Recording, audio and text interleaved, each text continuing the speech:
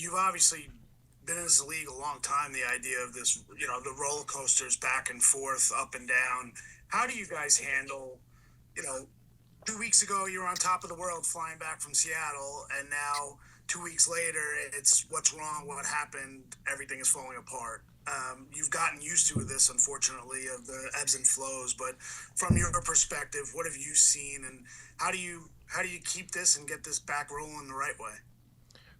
Just taking it day by day. I think the most important thing is getting back to work this week at practice and executing in practice and building good habits and then allowing those habits to roll over into Sunday. You can't live in the past. What's happened has happened. We can't do anything about it. But what we can do is attack this week with a great mindset and go out there Sunday and play to the best of our ability.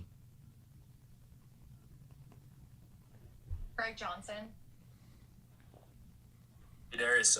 One thing Coach Daboll said after the Eagles game the other day was that he thinks one of the reasons that Daniel Jones can create more explosive plays is that, he has some guys around him that can create explosive plays. So I'm wondering just what do you guys as a receiving room think right now that you need to do better? Make them when we get the chance. You don't control when your shots come, but, you control how they go when you get them. And I think that, just from a receiver standpoint, all you can do is catch the ball when it comes your way and then try to do something with it when you get it in your hands. And like you said, we have a lot of capable guys on this team, and, we just have to do a better job of doing that going forward.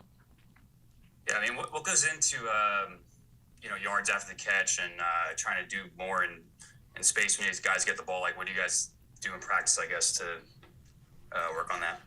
Yeah, I mean, some of it is scheme. Certain routes are easier to catch and run with the ball than others, but mostly it just starts as a receiver just attacking the ball and having a mindset that you're going to, not just go down or not just catch and fall or, not just catch and look to be conservative. And, having that attacking mindset as a wideout kind of helps you build that habit. And then, once you have that habit, it just starts to show up more and more. Thank you.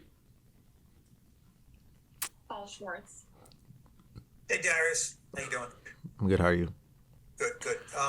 Do you have any theory or explanation as to why your team is so much better on the road than at home, especially the offense? Other than coincidence, I couldn't necessarily point to anything specific. It's just so happened this year that we've played, better on the road than we have at home. Obviously, we want to play better at home. That's the fun part, is be able to play in front of your own fans and score and, be able to celebrate with, your 70,000 plus strong. But, obviously, this week we're on the road again. So hopefully we do continue to play at a high level on the road. That'll bode well for us. But whenever it does come time for us to play at home again, obviously we plan and hope to put a better performance out there. You've been on the road for, many games you've been on at home, and you know what the road entails, the hostile crowd, whatever, towels, you can't hear on offense, all that stuff. Do you feel differently? You know what I mean? And at home, does some of that, maybe the fans, not a good start, the fans getting on their own team, does that pressure you? I mean, when you take the field at home on the road, is there a difference that maybe weighs on you? Me specifically? Yeah, I mean, you can speak for yourself more than the team, I would. Right? Yeah.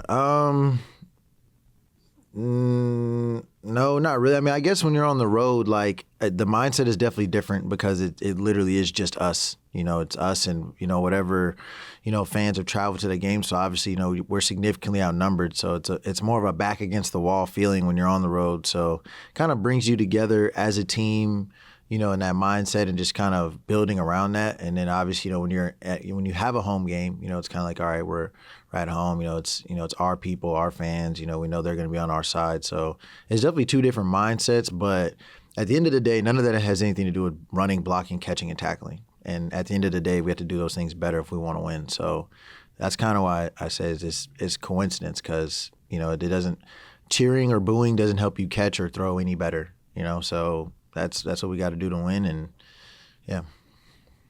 Thanks, Darius. Appreciate it. We'll take two more. Mark Cannizzaro. Hey, Darius. Appreciate you doing this. And just coming off of Paul's question there a moment ago about being on the road. Specifically, I don't believe you played in Pittsburgh, if I'm not mistaken, but it's historically a very difficult place for road teams to play in. I'm curious what your impression is from what you know of it, and you can talk about their defense, how difficult they are to deal with.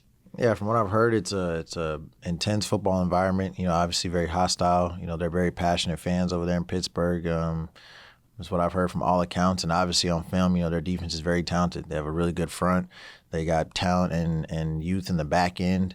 They got backers that, you know, fit aggressive, and I think probably for the past before even some of y'all was born, the Steelers have lived up to a standard on defense, and they've maintained that for a really long time, and they still hold that true. And it's obviously going to take a physical 4-minute game, 4-quarter game for us to be able to beat them. Thank you. Last one, Tom Canneman.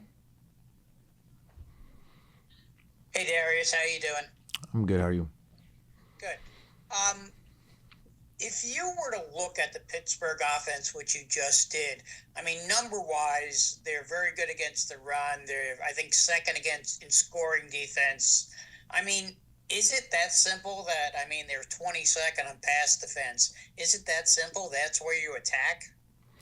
Not necessarily. I mean, you have to run the ball in order to you know, you can't just go out there and throw the ball every play. So, you know, regardless of, you know, how good or bad a team is against the pass or run, you have to do both. You know, you have to be balanced. So, you know, like I said, they're a physical unit. They're a good unit, but obviously we got to attack them in the ground and attack them in the air. And those things, you know, hitting people on the ground helps with the pass game, helps with pass protection, helps get linebackers, you know, further up, which allows for bigger passing lanes. So, you know, obviously we're gonna have to do a variety of things to keep them off balance.